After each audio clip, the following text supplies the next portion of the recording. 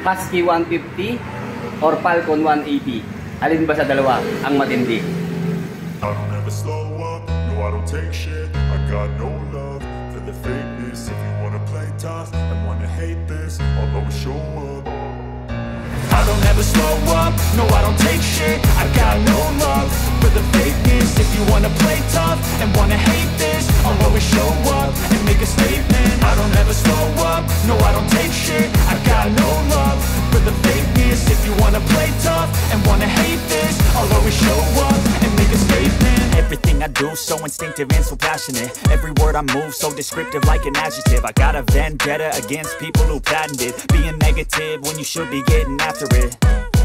I got facts over tracks, this and that. Spitting slow, spitting fast. I could roast, I could gas. Think I'm okay at last, but I don't know if that can erase all the past. And the pettiness, a reflection of the emptiness. Hilarious, you think you're worth my time, you're delirious. Mysterious, because you hide behind a fake exterior. Inferior, you know I'll always be a bit superior. Get off of me, this ain't no humble brag. I want you to hear words, you can say them back. I want you to feel free from the chains at last, and to believe in what you got, it was built to last. Located po ang Rouse R Victoria dito po sa Barangay Bangka Bangka, Victoria, Laguna.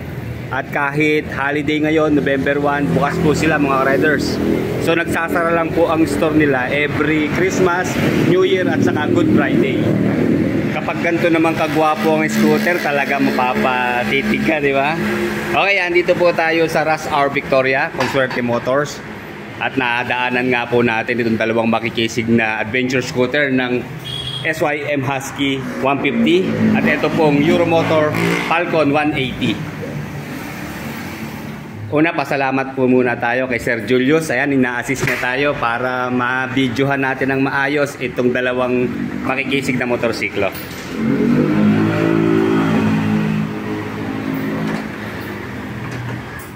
Naigawa na po natin ng review itong dalawang to na magkabukod. So ngayon bibigyan lang po natin sila ng comparison para sa mga kukuha ng motorsiklo ngayong magpapasko.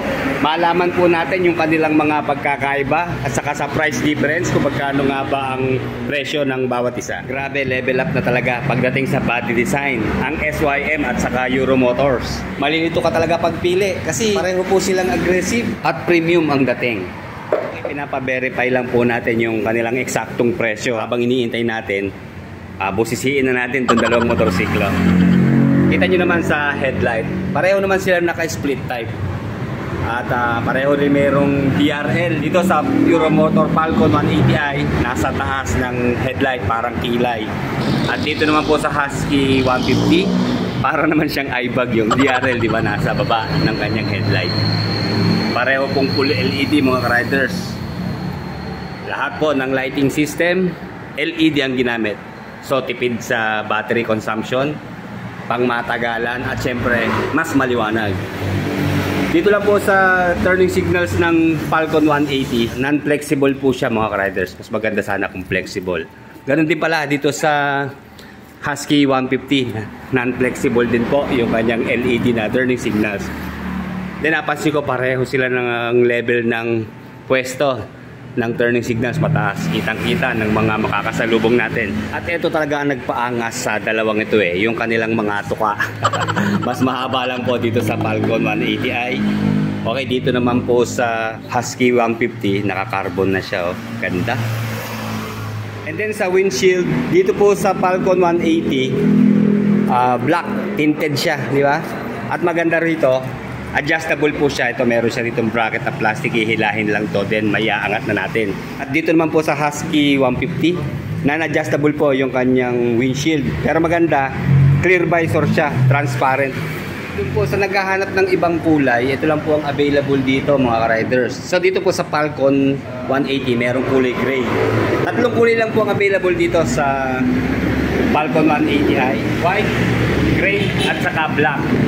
5 kulay naman po available sa SYM Husky 150. Meron po itong Ebony Black, Pure White, Wolf Gray, Matte Green, at Indigo Blue. Sa taillight naman po, pareho naman silang LED. Medyo compressed lang po dito sa Husky 150. Kita nyo naman yung kanyang taillight saka stoplight. Very unique ang design, walang kaparehas.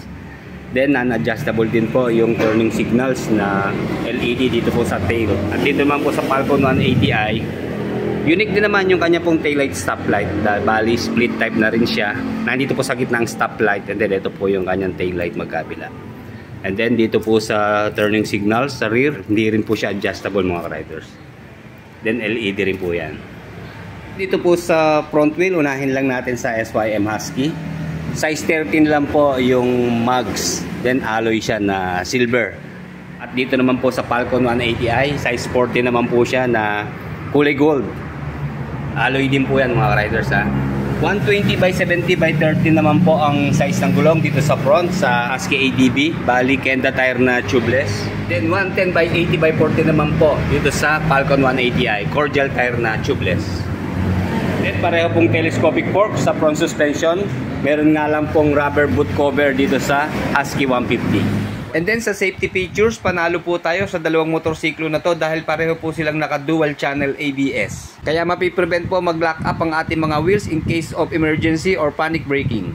At meron pa pong traction control system dito sa Husky 150. Wala naman po dito sa 180 ng Falcon. Dito po sa rear tire ng Husky ADB 150. 130/70/13. Pareho po sila ng size dito sa Falcon 180. 130/70/13. Dito naman po sa rear brake ng Falcon 180i, single disc, dual piston caliper, and equipped na rin po ng anti-lock braking system. At sa rear brake naman po ng Husky 150, nasa gitna po yung kanyang disc mga riders. Then ayun po yung ABS, and then single piston caliper. And then of course automatic CVT po dito sa transmission ng Falcon 180i. Wala po siyang kickstart mga riders ha. And then enhanced efficient power plus naman po sa kanyang engine. And then dito naman po sa SYM Husky 150, wala rin po siyang kickstart mga riders, pero ang lupit ng kanyang crankcase at saka ng air filter box niya, parehong naka-carbon loady, ang linis. Sa rear suspension, naka-dual shock absorber po dito sa Falcon 180i na meron pong sub-tank. Then non-adjustable po itong shock mga riders.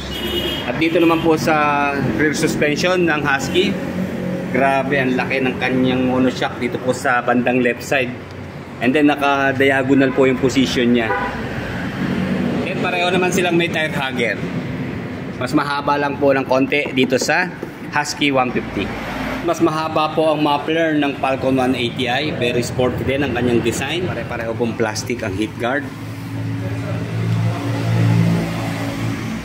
Dapat naka-upright po ang kanyang pwesto para malayo sa baha. Dito naman po sa Husky 150, medyo maiksi po yung kanyang muffler. Pero bulky rin siya mga riders. Then plastic din po yung heat guard. Hanggang dito sa tip, meron din pong plastic na heat guard. Then triangle po yung kanyang shape.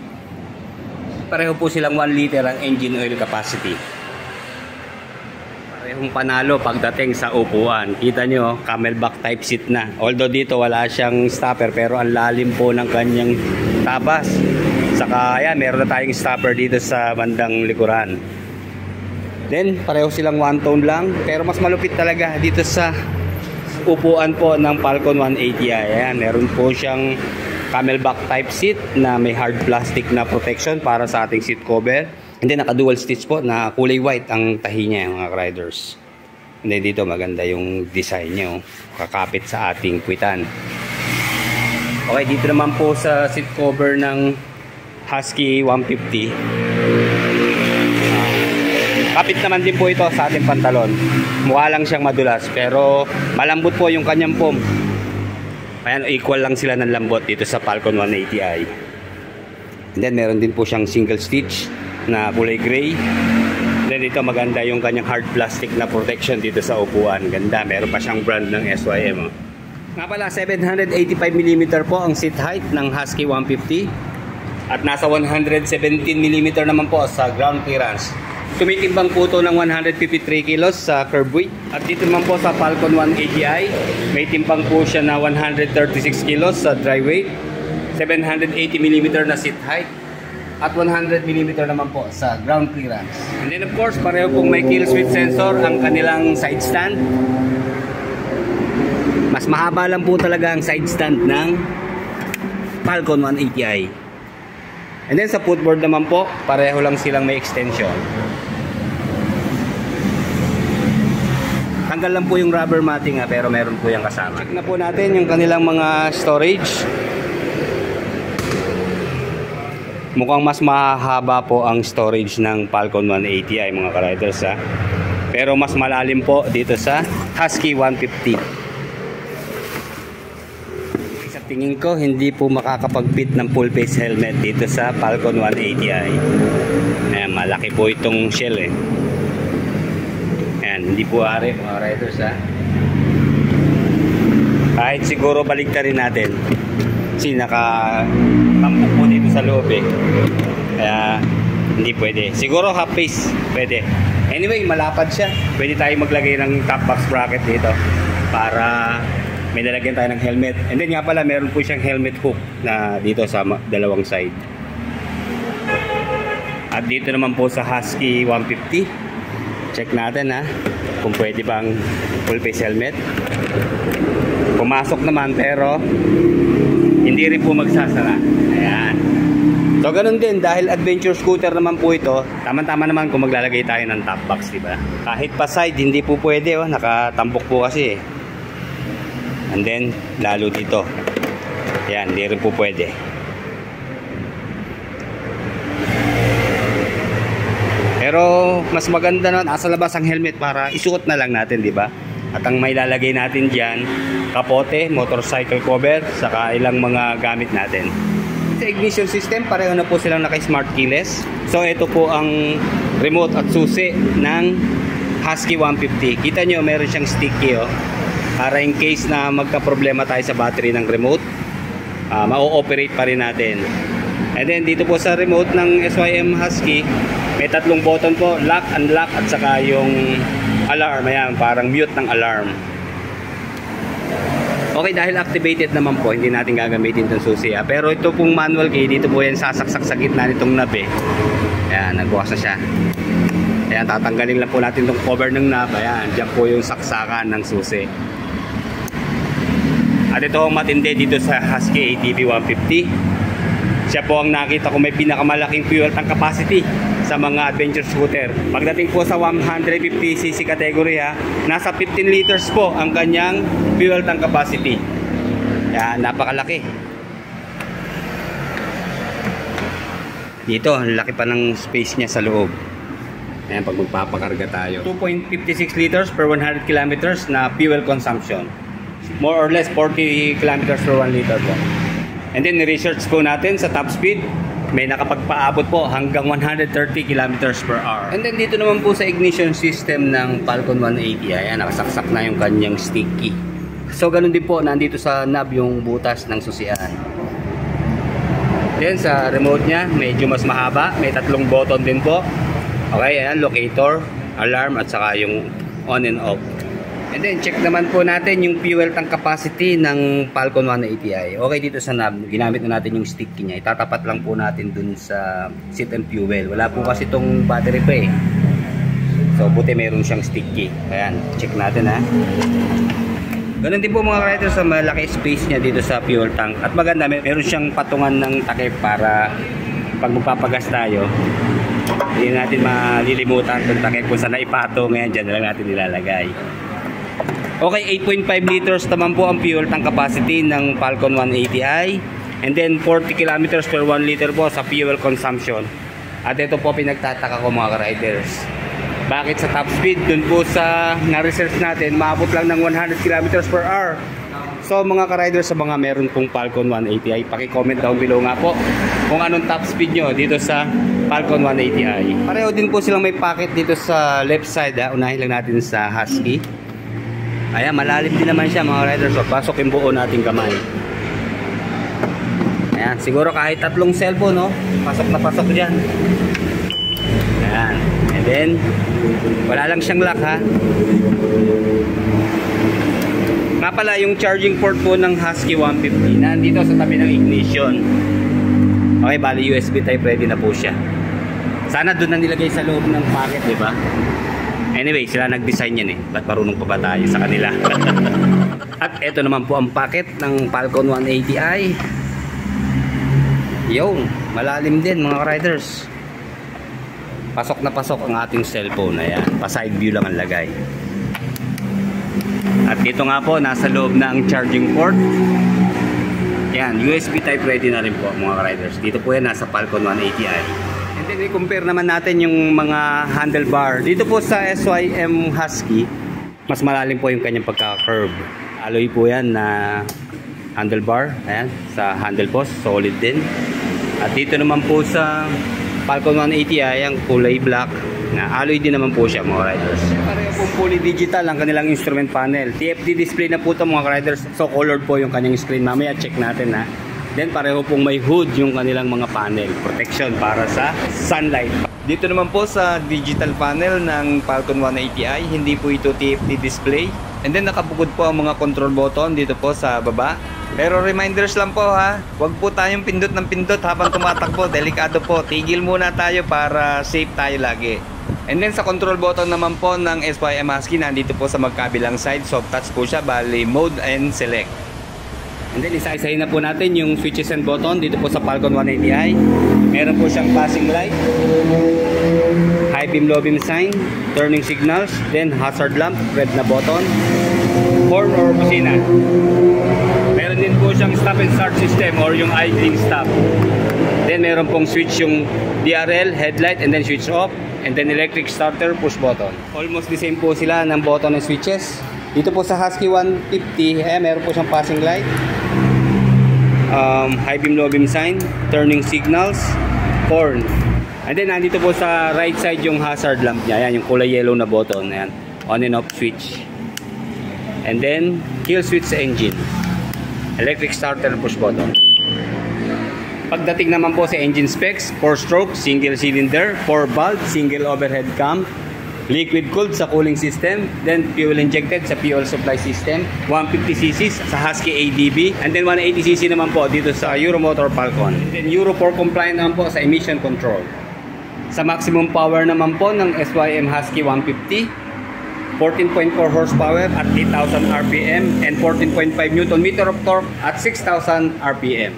At dito naman po sa Falcon 180i, maximum power of 18.5 horsepower at 8,500 RPM and 17.2 Nm of torque at 6,500 RPM. Ito na po ang update ng presyo ng dalawang motorsiklo na to ngayong November 1, 2025. Okay, sa Falcon 180, ayan po ang cash price, 129,900 pesos. Sa Husky ADB naman po, 145,900 pesos. So malaki po ang binaba ng Husky 150, di ba? So meron po silang price difference na nasa 16,000 pesos. And then sa installment po, magda-down tayo ng 10,000 sa Falcon 180i at 15,000 naman po sa Husky 150. And then sa 12 months, 12,914 po sa Falcon at 14,066 naman po sa Husky.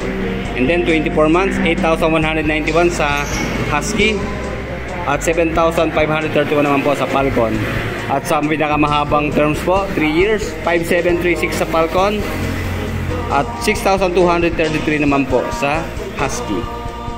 Pala, pasensya na mga ka-riders kung minsan nagkakamali tayo sa mga detalye. So kung may nakita po kayong mga maling details, paki-comment daw below lang para may correct natin mga ka-riders. Sige, hanggang dito na lamang po. Like, comment, and subscribe sa ating channel. Salamat po. Dito na lang tayo nakakiling magmamaneho sa highway SYM Euro. Iba't iba man ang trip nating modelo, lahat ng klase meron tayo dito. Scooters, may sporty pa at murang pangpasada, service